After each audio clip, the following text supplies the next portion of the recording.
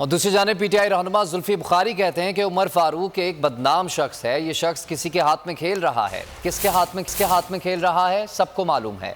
बोल से बातचीत में कहा कि जो भी इस शख्स को जानता है उसे मालूम है कि ये शख्स स्मगलर है। दुबई में हर जगह सीसीटीवी कैमरे होते हैं।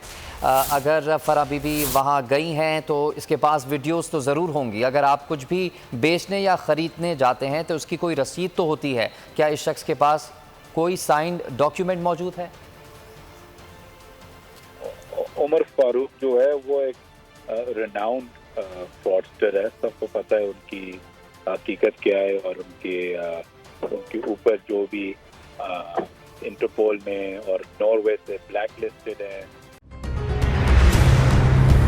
कप्तान का हकीकी आजादी मार्च, बोल न्यूज की खुसूसी कवरेज। ये एक फैमिली मार्च है। हकीकी आजादी मार्च जो है जीटी रोड पर रवां दवा है। बोलने की हक और सच की बात। इमरान खान के कंटेनर के करीब फायरिंग का वाकया पेश आया। फायरिंग से जख्मी अस्पताल मुंतकिल। कातिलाना हमले से किया पर्दा चाक। बोल हमेशा बना आवाम की आवाज।